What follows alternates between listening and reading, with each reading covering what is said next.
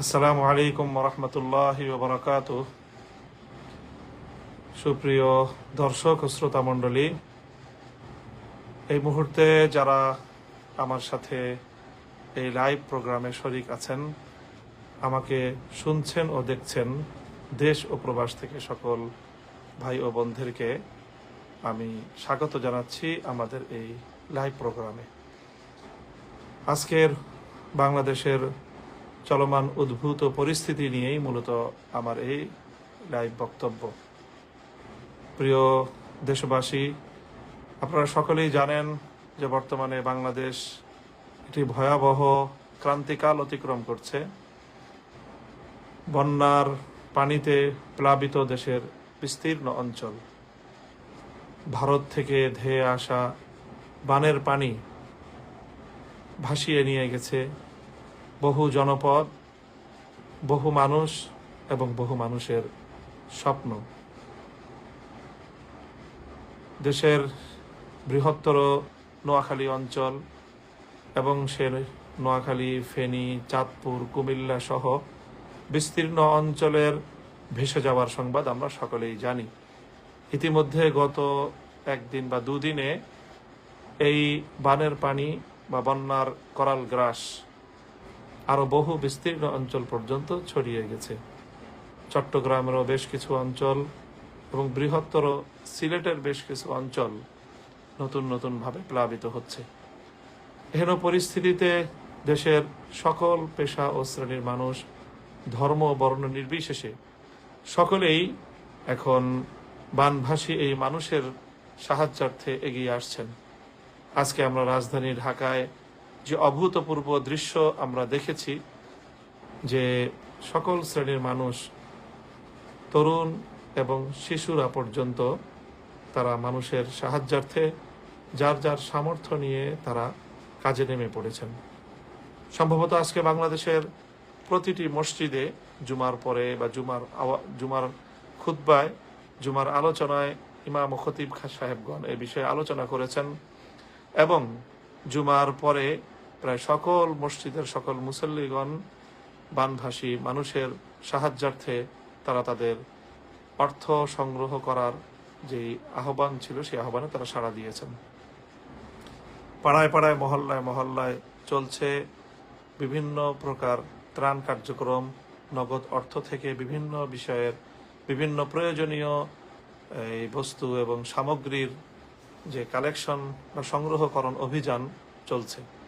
আমরা যারা এই কার্যক্রম পরিচালনা করছেন তাদের সকলকে স্বাগত জানাচ্ছি এবং এহেন কার্যক্রম, এই জাতীয় কার্যক্রম পরিচালনা করার জন্য আরো সকলকে আমরা উদাত্ত আহ্বান জানাচ্ছি। প্রিয় দেশবাসী, এই পরিস্থিতিতে আমরাও আমাদের ক্ষুদ্র সামর্থ্য নিয়ে আমরা বানভাসী মানুষের পাশে দাঁড়ানোর উদ্যোগ গ্রহণ করেছি। গতকালকেই আমাদের পক্ষ থেকে বাংলাদেশ খেলাফত মজলিসের সহযোগী সংগঠন বাংলাদেশ খেলাফত যুব মজলিস, ছাত্র মজলিসের একটি অগ্রবর্তী দল বন্যা কবলিত ফেনীতে তারা গিয়ে পৌঁছেছে এবং ইতিমধ্যে তারা সেখানে তাদের ত্রাণ কার্যক্রমের যে প্রাথমিক পরিকল্পনা তারা আমাদেরকে প্রেরণ করেছে এবং সেই পরিকল্পনা অনুযায়ী তারা সেখানে কার্যক্রম শুরু করেছে। এখন আমরা আমাদের সামর্থ্যের আলোকে নানামুখী ত্রাণ কার্যক্রমের প্রয়োজন থাকলেও আমরা যে বিষয়টিকে এই মুহূর্তে আমাদের জন্য আমরা সাব্যস্ত করেছি, বাছাই করেছি, যেই সব সেবাটি আমরা এখন বানভাসী মানুষকে দিতে পারছি বা দেওয়ার শুরু করেছি, সেটি হলো আমরা আপাতত একটি নোঙরখানা খুলেছি এবং সেখানে রান্না করা খাবার প্রস্তুত হচ্ছে এবং সেই খাবারগুলো বিভিন্ন দুর্যোগ শিবিরে আশ্রয় গ্রহণকারী মানুষের কাছে পৌঁছে দেওয়া হচ্ছে। এই কার্যক্রমটি আমরা ইতিমধ্যে শুরু করেছি। দেশের বিভিন্ন অঞ্চল থেকে অনেকেই শুকনো খাবার নিয়ে যাচ্ছেন বা তাদের কাছে শুকনো খাবার পৌঁছানো হচ্ছে, কিন্তু শুকনো খাবার বানভাসী মানুষের প্রাথমিক প্রয়োজনটুকু পূরণ করলেও আসলে তাদের আরো প্রয়োজন থেকে যাচ্ছে। সেই প্রয়োজন পূরণ করণার্থেই আমাদের এই উদ্যোগ। আমরা আশা করছি যে ইনশাল্লাহ আমাদের এই তৎপরতা চলমান থাকবে বেশ কিছুদিন, যতদিন নাগাদ না এই বন্যা পরিস্থিতি স্বাভাবিক হয়ে যায়।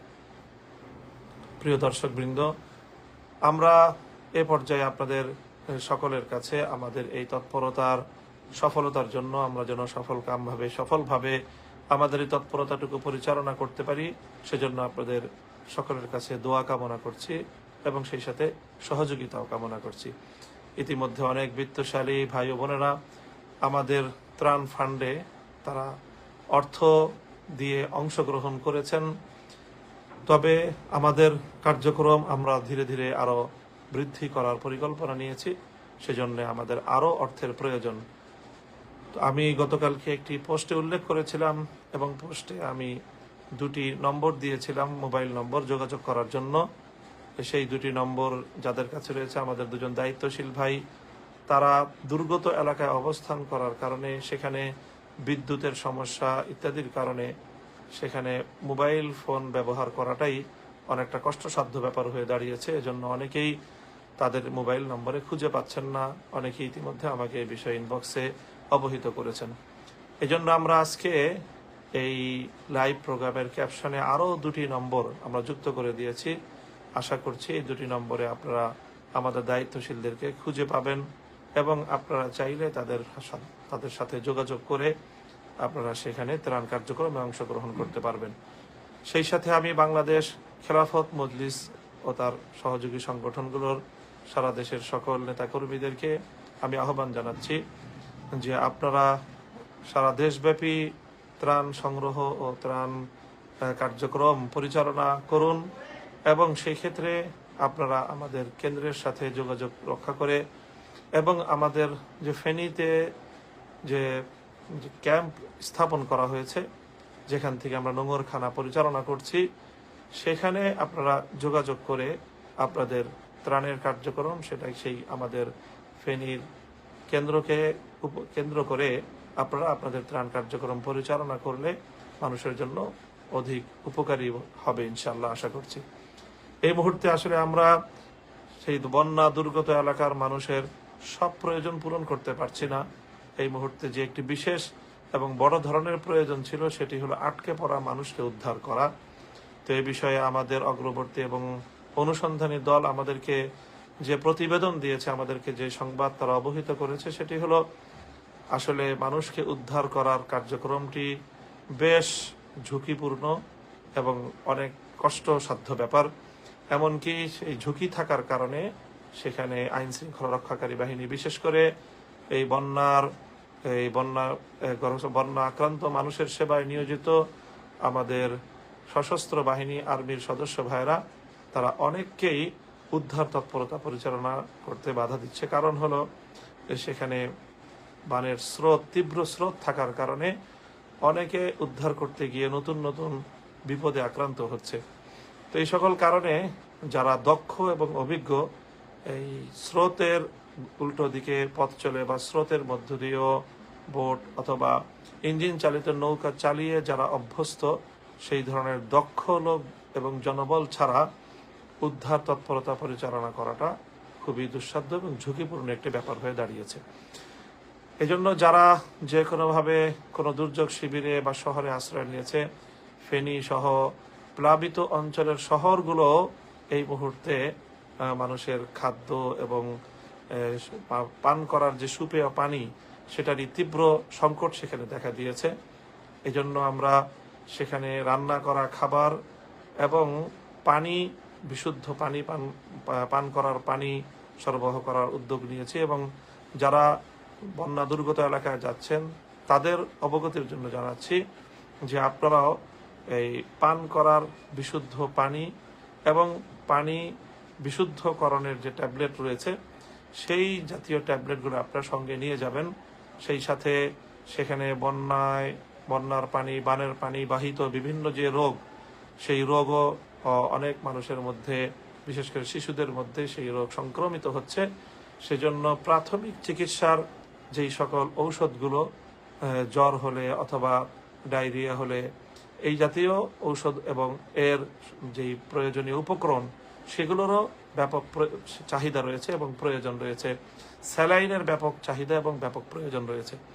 তো এই বিষয়গুলি আমরা আমাদের দুর্যোগ কবলিত অঞ্চলে আমাদের সংগঠন বাংলাদেশ খেলাফত মজলিস ও যুব মজলিসের পক্ষ থেকে স্থাপিত সেই ক্যাম্প থেকে আমরা এই সেবাগুলো ইতিমধ্যে দেওয়া শুরু করেছি এবং আশা করছি উত্তরোত্তর যতদিন পর্যন্ত এই পরিস্থিতি অব্যাহত থাকে ততদিন পর্যন্ত আমরা আমাদের সেবা কার্যক্রমকে উত্তরোত্তর বৃদ্ধি করতে সক্ষম হব এবং সেই প্রচেষ্টা আমরা চালিয়ে যাচ্ছি। আল্লাহ পাক রব্বুল আলামিন তৌফিক দান করুন।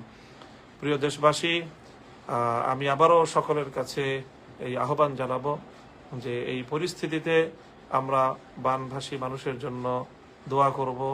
আল্লাহ রাব্বুল আলামিন যেন আমাদের দেশের উপর পার্শ্ববর্তী দেশ থেকে চাপিয়ে দেওয়া কৃত্রিম এই সংকটকে যেন আল্লাহ আমাদেরকে সাহায্য করেন, এই সংকট যেন আল্লাহ তার কুদরতের মাধ্যমে সমাধা করিয়ে দেন এবং আমাদের বানভাসী বন্যা আক্রান্ত বন্যা কবলিত এলাকার মানুষ যেন নিরাপদে আশ্রয় পায় এবং তাদের একান্ত প্রয়োজনীয় যেই চাহিদাগুলো রয়েছে সেই চাহিদাগুলো যেন দেশের অন্যান্য অঞ্চলের মানুষেরা পূরণ করতে এগিয়ে আসতে পারে, সে তৌফিক যেন আল্লাহ পাক আমাদের সকলকে দান করেন।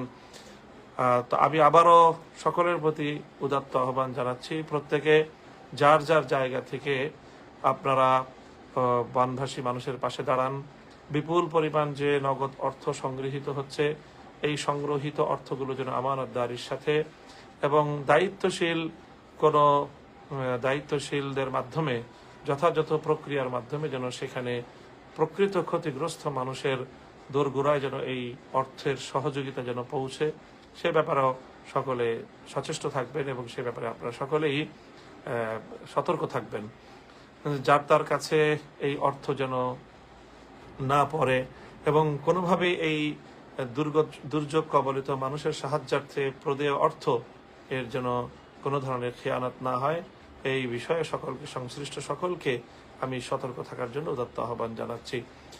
তো আমরা আজকের লাইভ প্রোগ্রাম এখনই শেষ করব। আমি সকলকে আমাদের এই ত্রাণ তৎপরতা অন্যান্যদের পাশাপাশি আমাদের কার্যক্রমেও যারা সহযোগিতা করতে চান তাদেরকে আমাদের সঙ্গে যোগাযোগ করার জন্য উদাত্ত আহ্বান জানাচ্ছি, অথবা আপনারা আমাদেরকে যদি অবহিত করেন তাহলে আমাদের দায়িত্বশীলরাও সেখানে আপনাদের সঙ্গে যোগাযোগ করবে। খেলাফত যুব মজলিস, ছাত্র মজলিস এবং বাংলাদেশ খেলাফত মজলিস সহ আমাদের সহযোগী সংগঠনগুলোর পক্ষ থেকে স্বেচ্ছাসেবকেরও আমাদের ক্যাম্পে প্রয়োজন রয়েছে। ইতিমধ্যে যথেষ্ট অনেক স্বেচ্ছাসেবকরা সেখানে গিয়ে কাজ করছেন। আরও যদি সেখানে আপনারা কেউ স্বেচ্ছাশ্রম দিতে সম্মত থাকেন, প্রস্তুত থাকেন, তাহলে আপনারাও সেখানে গিয়ে কিছুটা স্বেচ্ছাশ্রম দিতে পারেন, কারণ সেখানে রান্না করে খাবার বিভিন্ন ত্রাণ শিবিরে, দুর্যোগ শিবিরে খাবার পৌঁছে দেওয়ার জন্য যথেষ্ট লোকবলেরও সেখানে প্রয়োজন দেখা দিয়েছে। ইতিমধ্যে হেফাজতে ইসলাম বাংলাদেশের পক্ষ থেকেও কেন্দ্রীয়ভাবে উদ্যোগ নেওয়া হয়েছে এবং সারা দেশের সকল জেলা শাখা ও হেফাজতে ইসলামের পক্ষ থেকেও ত্রাণ তৎপরতা পরিচালনা করছে।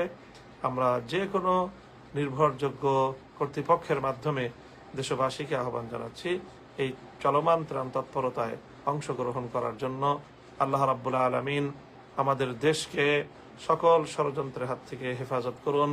দেশের মানুষ যেন এই সংকট আল্লাহর রহমতে, আল্লাহর সাহায্যে কাটিয়ে উঠতে পারে, আল্লাহর কাছ থেকে সে তৌফিক আমি কামনা করছি। সকলের কাছে দোয়া চেয়ে এবং সকলের জন্য দোয়া করে শেষ করছি আজকের আমার এই লাইভ বক্তব্য। ও আখিরু দাওয়ানা আলহামদুলিল্লাহি রাব্বিল আলামিন।